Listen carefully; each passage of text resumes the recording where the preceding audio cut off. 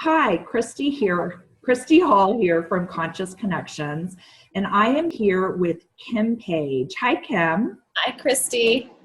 Kim is with Moving Beyond Limits, and she is a money, marketing, and soul reader. And so tell us a little bit more about what you do. Well, thanks for having me. I'm excited to be speaking with you and specifically to be talking with more people later this month. Basically, what I do is I help women entrepreneurs and women in business really uncover that calling that has kind of pulled them into this work, that calling that you can't put your finger on. And in helping really identify that soul's purpose, we also build a business around it so that it has that highest profitability doing the work that you love. Oh, I like the sound of that. Now, recently we had a very enlightening coffee. It was enlightening for me, and I will never forget that you called me a mystic. And I had never thought of myself as a mystic before. So, what is a mystic? Right, right. A mystic is a term. It's one who seeks meaning beyond the ordinary senses. Okay. And so Wow. it's really this this depth and soul that that women are bringing out of themselves and to the table. And we're using this depth and the soul to really revolutionize the way that we make money and the way that we impact the trajectory of the world. Well, in those terms, I can agree that I am a mystic because after 44 years, I guess 42 when I started Conscious Connections, I really feel I am doing my soul's work, or what we love to call right work at Conscious Connections. So it's aligning who I am and my intention and the impact I'd like to make with what I do and building a community and a business around it. Absolutely. So what does it mean for today's modern businesswoman to be a mystic? How do we operate in today's world as a mystic? It's interesting because to me, like a modern mystic is this kind of flood of women that I see that are leaving the professional fields by the droves and they're coming into the entrepreneurial realm. And they're doing that because they have some gifts and they're ignited with this passion and they really want to make their mark in the world in a way that does change the trajectory of the planet. But this talent that is coming through is not an intellectual talent. It moves beyond intellectualism into this more mysterious place of the soul.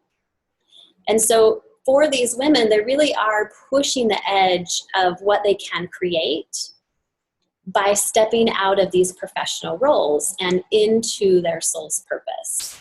And so it's a huge shift that we're seeing right now. And really, if you look at even big companies like Google, like a lot of these companies are making this shift into what I would consider it as more mysticism, because there's more meaning there, there's more fulfillment there, and there's more of this ability to make a really big impact.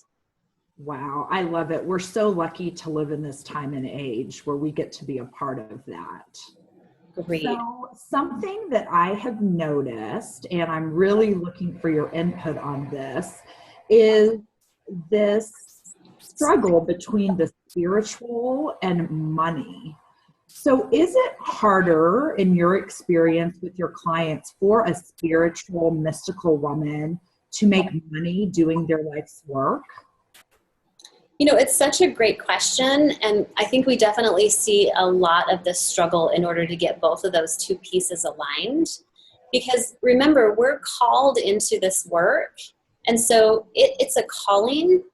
It's not, and it's coming to like those of us who are professional women, but it's not something that most of us are trained in and running how to run a profitable business. We're not financial gurus, right? We're transformational experts, and we have a talent and a gift to share.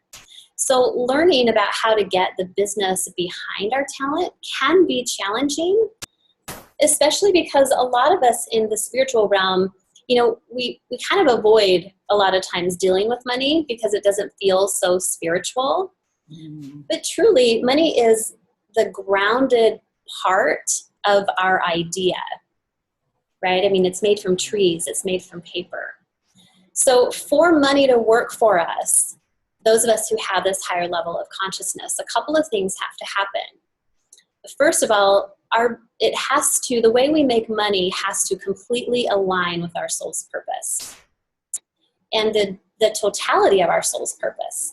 And so it's not about using one gift, but it's about using all of our gifts. And for a lot of women, some of those gifts are hidden by some other kind of life challenges or some insecurities that we have going on.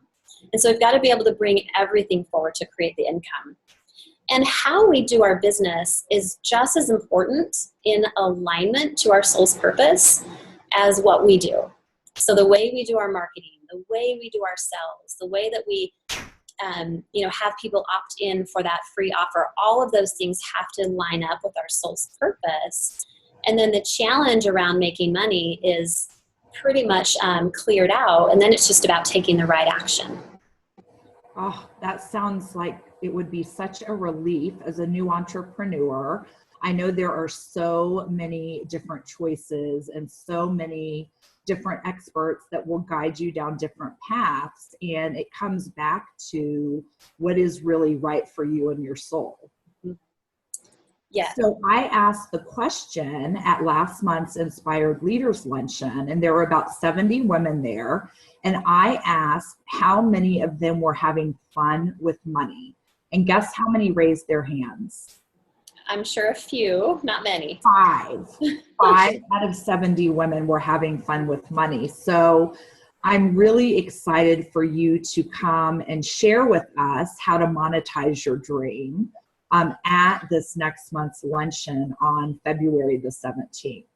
And just in closing, would you share a client success story or a couple stories about how this alignment has truly made a real impact for women? Yeah, absolutely. I would love to.